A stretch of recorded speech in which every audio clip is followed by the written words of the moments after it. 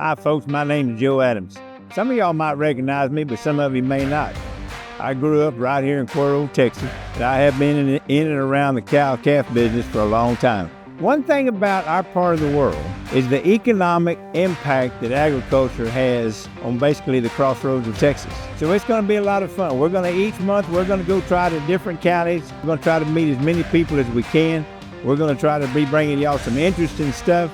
This first episode, we're going to meet with Blake Dunn and Miss Patricia Muir. We're going to learn about a little bit of the cattle industry in DeWitt County. We hope you enjoy it. See you soon.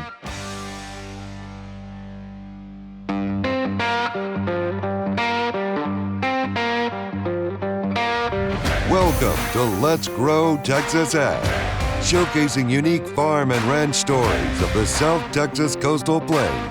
First-hand knowledge with special guests presented by our very own and well-known host, Joe Adams. Pull up a chair and enjoy as we share some of the heritage and insightful stories that have made us proud Texans. Let's Grow Texas Ag, sponsored by Shoppa's Farm Supply.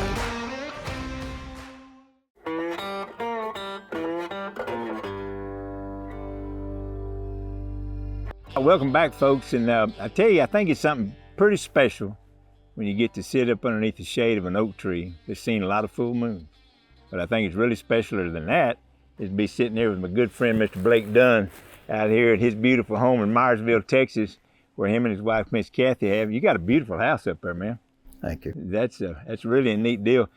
You know, Blake, sitting there talking about the cattle industry and everything in DeWitt County, and I had the pleasure of working for J. Carter Thomas and Miss Ann Fryer Thomas ever since 1979. They've been in the cattle industry forever, so I learned a tremendous amount about all of that.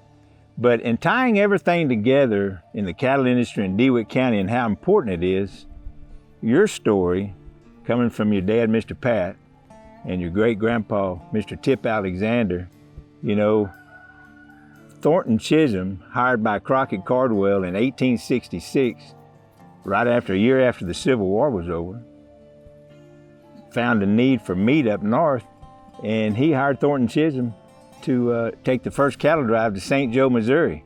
Your dad, being very much a storyteller himself, I know he had to share some stories with you about something along that came from his grandpa. Do you remember any of those? Yeah, I remember quite a few of the stories. Tried to retain them all, and I didn't have his memory, unfortunately. But yeah, I guess him and my great-grandfather and his little brother went. Wow. And his little brother was named Green. Do you remember how old your great-grandpa was? I think he was 21. 21. And his brother would have been 19. 19. Something like that. But you know, probably never been out of DeWitt County. And then all of a sudden, Crockett Cardwell finances a cattle drive in an effort to get meat to northern markets. And you know, that's one thing that after the Civil War, Texas, they didn't have no money. Mm-hmm. But they had a lot of the old cattle that were derivatives, the old Spanish Andalusian cattle, the Texas Longhorns. A lot of those cattle just all the way to the Wild Horse Desert down south, coming this way. But it's a little different back then. Yeah. I imagine when they left Cardwell Flats out there, how long did it take them to get there? 7 or 8 months. 7 or 8 months. Mm-hmm. No news, no telephone, no nothing. They just on the trail. They're just traveling up there, headed to St. Joe, Missouri, trying to find a rail yard. And then when you get up there, it ain't what you thought it was going to be. Mm-hmm. So you're having to pay your hands and doing all this. So, and I guess that's kind of the spirit of that. And Thornton Chisholm, he gets up there and he says, I'm not going to sell them for that. Mm-hmm. We'll get out of here, we'll graze them. Yeah. We're not going to do it. So whoever wants to stay with me, I'll keep paying you. We'll wait for the market to get better. And I guess it did, because they come back to Texas or come back to Cuero, yeah, with having completed their job and got the cattle sold. Yeah, it's an amazing thing that the hardships they went through. It's hard to imagine. He said the whole bunch of them caught some kind of illness, and they all ran real high fever for days, and they just laid around, and that's when his brother died. And he got over it and survived, but all his teeth fell out Wow. from that high fever. And he never had teeth the rest of his life. And my daddy said he could eat any steak you could eat. Yeah, that's something else. He said the storms, bad storms up in that plains country, those storms would come up, tornadoes and lightning coming to the ground. And he said they were all afraid of anything metal. Yeah. They'd take their belt buckles and their guns, and they'd put them off over there, and they'd lay on the ground, turn the horses loose, and put the saddle over their back and lay as flat as they could lay on the ground till it passed. There's nowhere to go. If you had one question that you could ask your great-grandpa, Tip Alexander, what would it be? I guess I ought to ask him why he didn't buy more land. When it was cheap. When it was, they owned 1,200 acres right there on the north end of Cuero before Cuero was there. Yeah. They settled there. That was my great-grandmother's family that came from Missouri. And they settled there in 1846. And they had 1,200 acres there at one time. And Daddy's shown me some deeds and stuff where they sold off land for $2 an acre. Wow. And I said, why would they do that? And he said, they hungry. They had any money. It's kind of amazing, isn't it? Yeah. We got it made pretty easy, don't we? Yeah, we really do.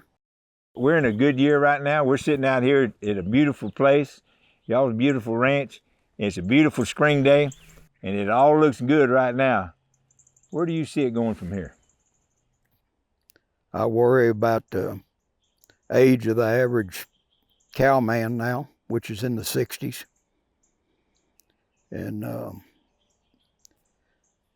the price of doing business, the price of land, it's just pretty tough for a young man to get into the cattle business. It's, and you say the price of land, and it's kind of a, years ago, and working with Miss Thomas for all those years, and the Friar Ranch being put together, and like a lot of ranches or a lot of people that had larger land holdings, they came along at a period of time back in the early 1900s up into the 1940s, when I guess the first time that I read about it was when the old Sun Oil Field came in out there off Ford Tran Road. Exactly. On that old Sager country. So all the land back in there, a lot of people were land rich and money poor. Yeah. And so there was a lot of places that were traded back then for, $30, $35 an acre. Or less. Yeah. And so, at that rate, I could probably buy an acre or two this morning. Yeah. But back in those days, that was a lot of money. And then, then here comes the oil industry and things begin to change and all that kind of stuff. But at the price of land today, there's absolutely no way that a young person could say, I'm going to go out and buy a ranch and I'm going to ranch it and make payments and make a living out of it. Yeah, and I think, you talk about the trials and tribulations of being in the cattle industry and the ups and downs and the pros and cons and all that. And I think if you had one thing to say to the viewers that are watching this, if they wanted to help or they wanted to become a part of something, what would you tell them? Eat more beef. Hey, that's not a bad idea. Go down there and just eat more beef. That's all it takes, because that's pretty much what it's all about. All right, folks, don't go nowhere. We got Miss Patricia Muir coming up right after these breaks. See you in a minute.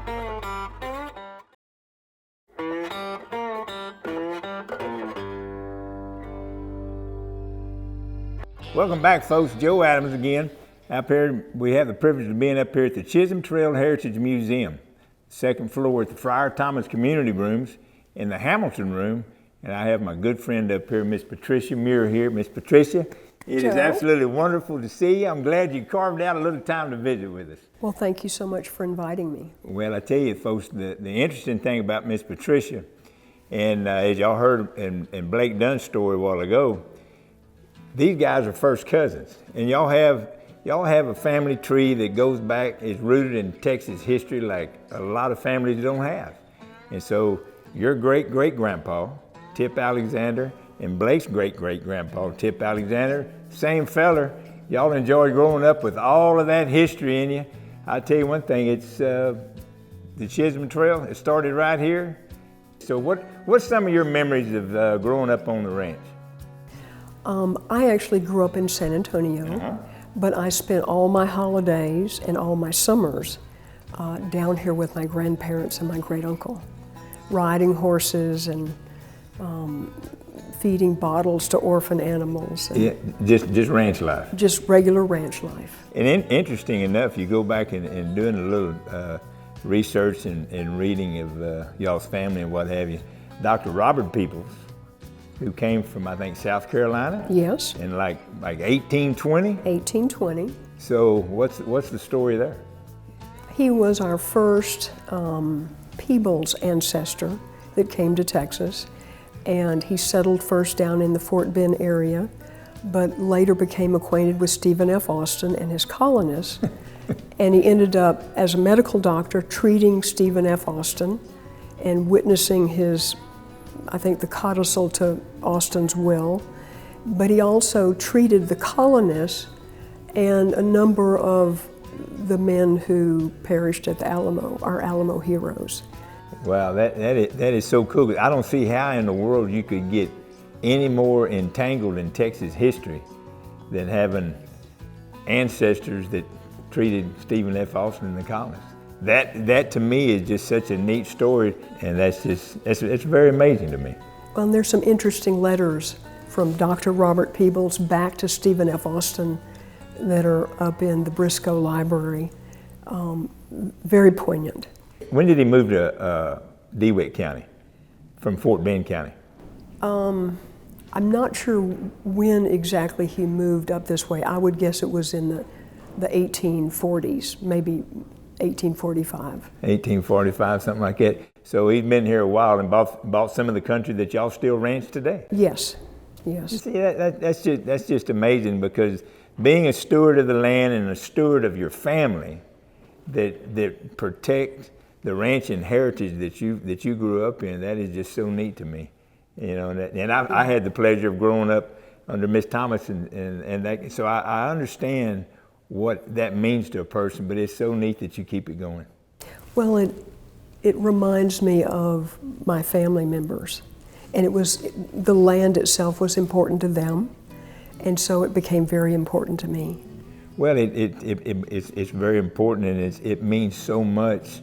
You know, you've got the same place that they ranched years and years ago, and you're out there ranching. You're raising registered Angus cattle now, and got all kinds of that kind of stuff going on. So, and speaking of Angus cattle, I think your great grandpa or your grandpa, My grandfather, your Blake grandfather, Alexander. Blake Alexander, Right. had some. He started that Angus deal down here, didn't he? Right. We had Herefords down here in DeWitt County. Herefords were very popular, but in our part of the county, they had difficulties, and so he brought in black Angus cattle, which were not affected by a certain plant, and so they just took off from there. Is that the wild onion?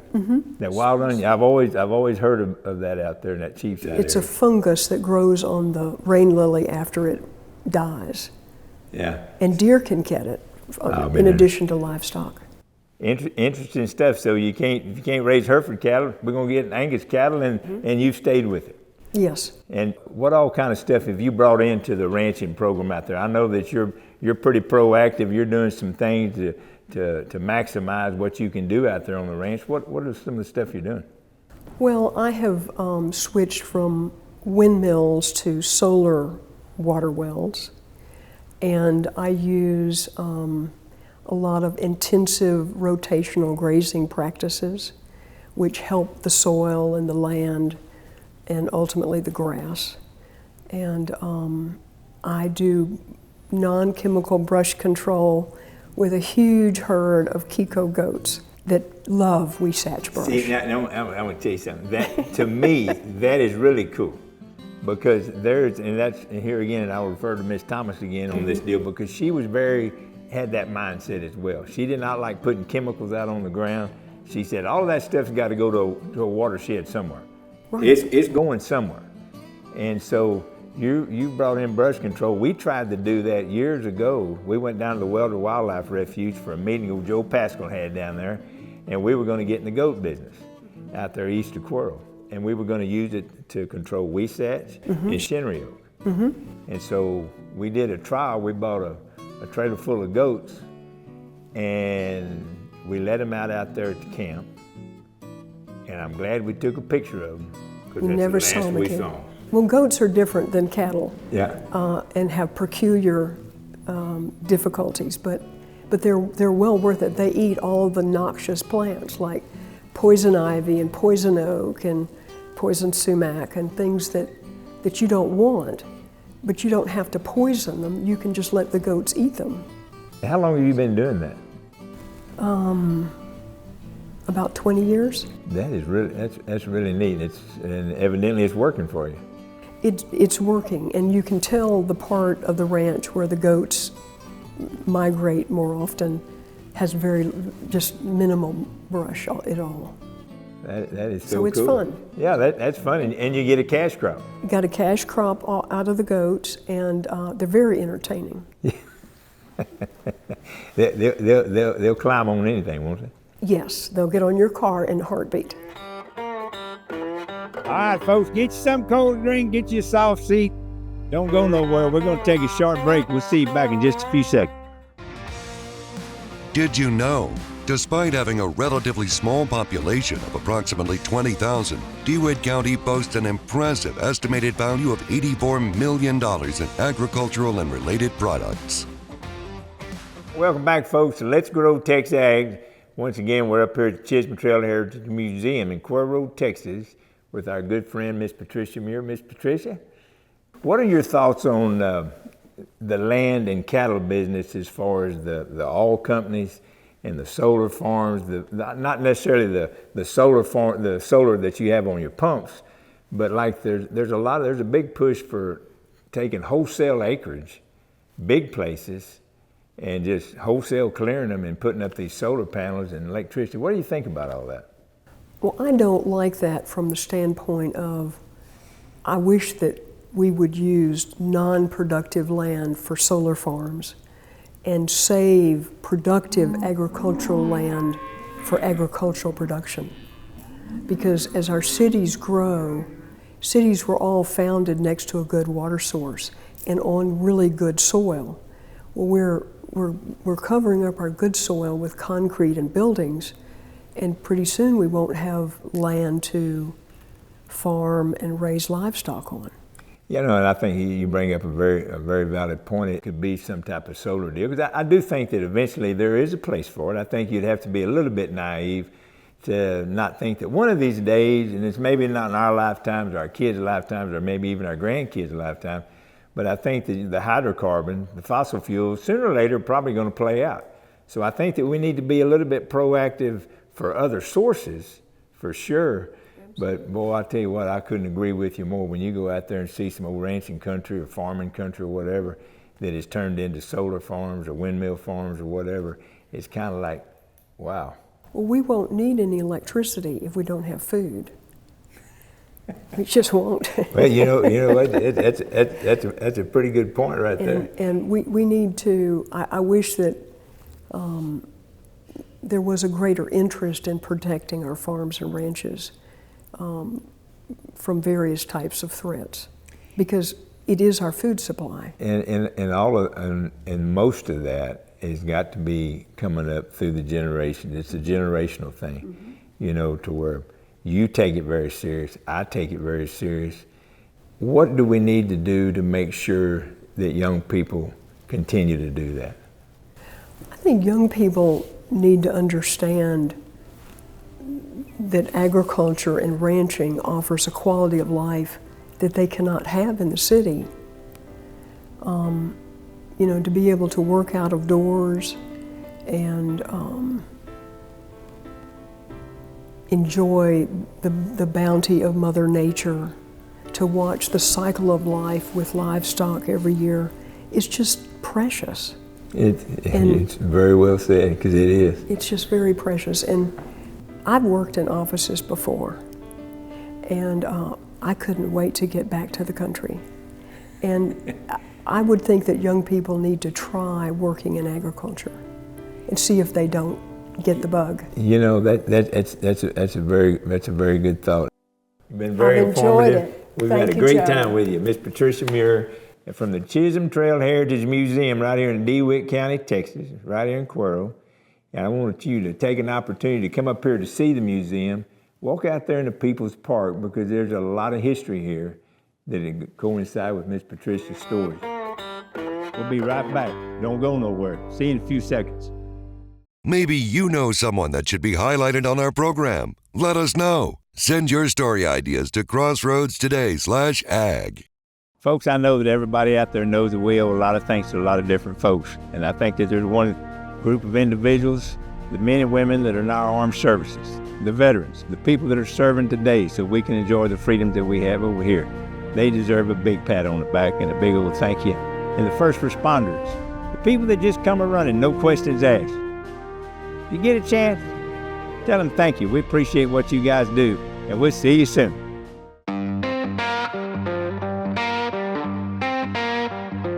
You've been watching Let's Grow Texas Ag. Special stories focused on the farmers, ranchers, and those who work in our agricultural industries in South Texas. Sponsored by Shoppa's Farm Supply. Visit our website for more information and program schedules. You can stream Let's Grow Texas Ag on Crossroads Today Plus, Zeme, or YouTube.